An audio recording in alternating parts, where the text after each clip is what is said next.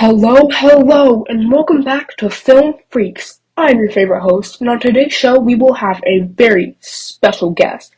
She is a new, upcoming director and just released the opening scene in her brand new movie, The Secrets at the Lagoon. Her name is Aubrey Drew.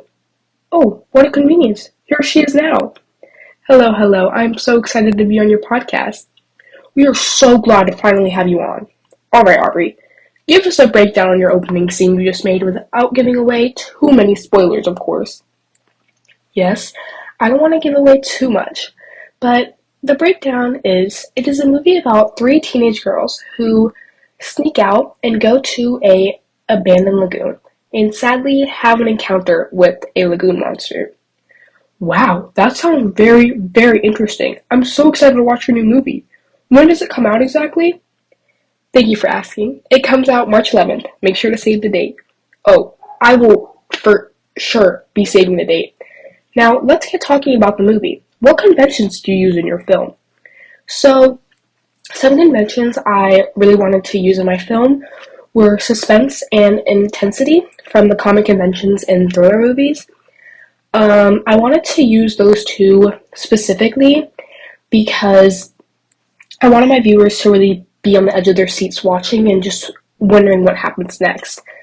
I also used one convention from Coming of Age, which is friendships, because it takes a look into three teenage girls who stick together and really just, stick together while sneaking out and going to this lagoon.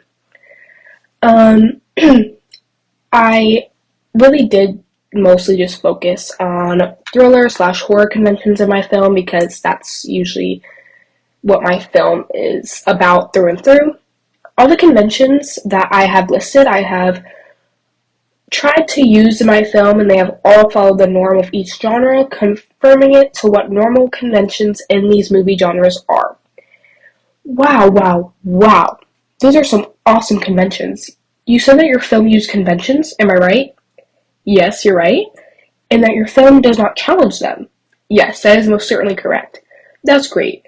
How does your product represent social groups? That's a very good question.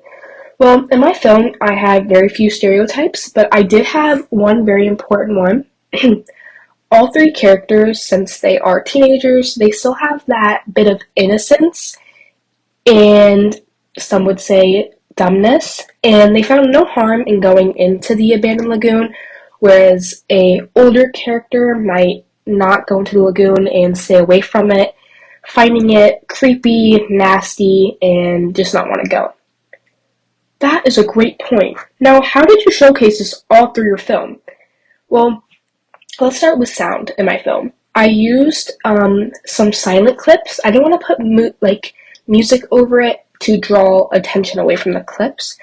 I used one Foley sound, which I found very important because it is leaves crunching, and I think it just enhances the girl's steps throughout the movie.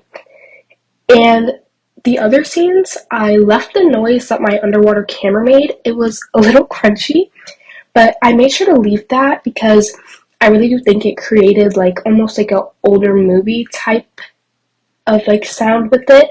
So I really liked how that sounded. So that also means that all the sounds in my film are diegetic, and I really wanted to do that. I didn't really want to do a voiceover because I just don't think it fit with my film. That is very cool. Well, you answered all my questions. Thank you for being on our podcast. Thank you for having me. See you next time, Film Freaks, with a new special guest.